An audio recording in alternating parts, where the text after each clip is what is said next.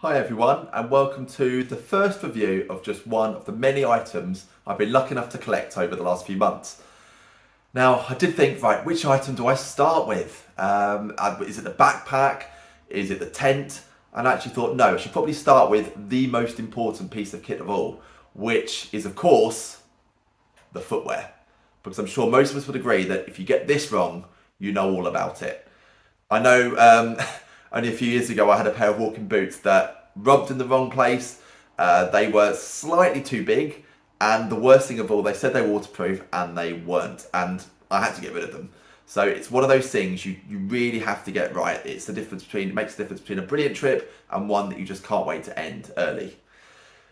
So I was in the market for a pair of boots about 5 months ago, and I did a lot of research because I wanted to get it right. And the first thing I realised is that there is an awful lot of choice out there. And you've got boots at the budget end, which start at around £40, and you go all the way up, you can spend well in excess of £200. Now, sadly, my job doesn't allow me, I can't afford to spend that sort of money, sadly, on a pair of boots.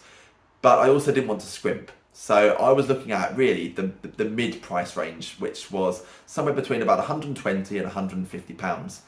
And I did lots of reading, watched lots of videos, and in the end I narrowed it down to about 3 pairs.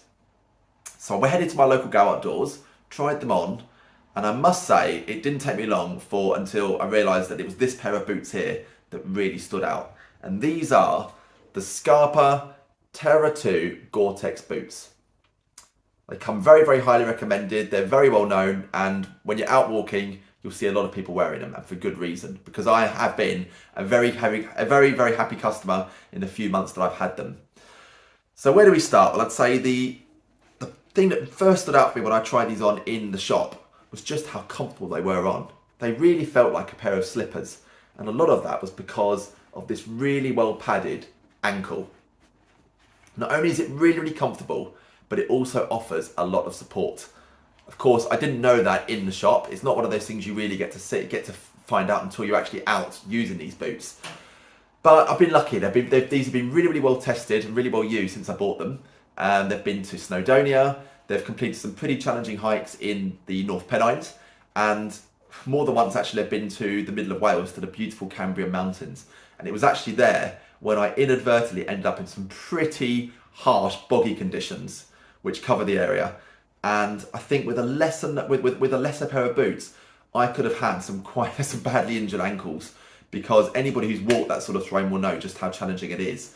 And these came to the rescue many times. And not just in the stability front, but also I discovered there just how waterproof these boots are. They really give you excellent peace of mind.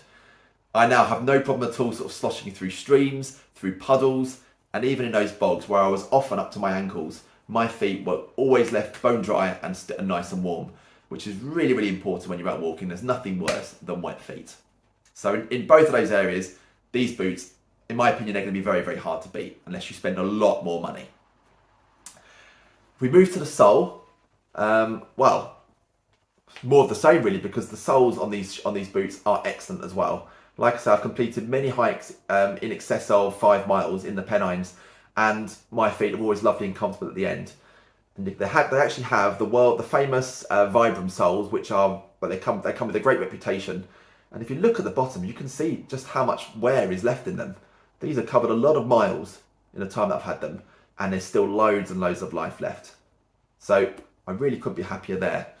In terms of sizing, with my dress shoes, I normally take a size 10.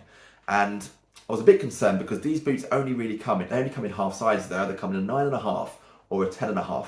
And I was a bit worried that the 10.5 was going to be too big, and the 9.5 too small. But actually, obviously most walkers, including me, often wear quite thick socks. And with those, I find these boots they're actually just perfect. So sizing wise, I would say you just go for, think of whichever size you would normally wear in a dress shoe, just opt for the half size larger than that, and you're probably going to be fine. Always worth checking, trying them on, but they've been fine for me in that area.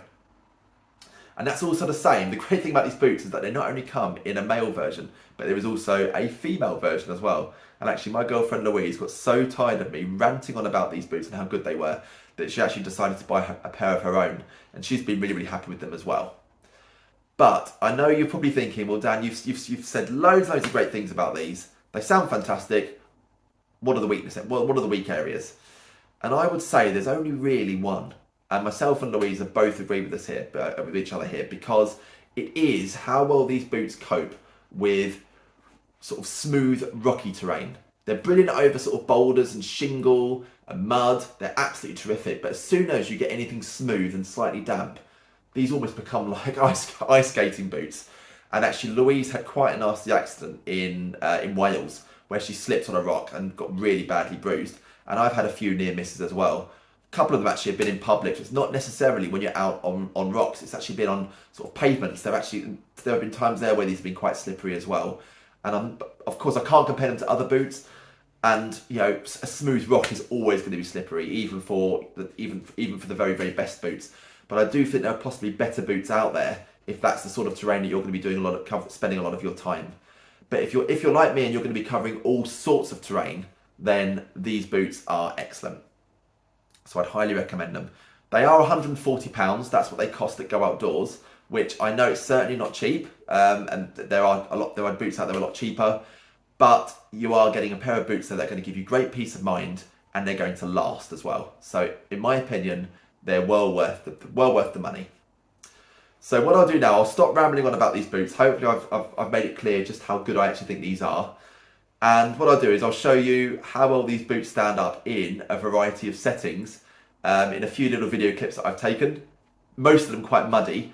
So you'll see just how brilliant they are in wet conditions, muddy conditions, and how confident they leave me feeling.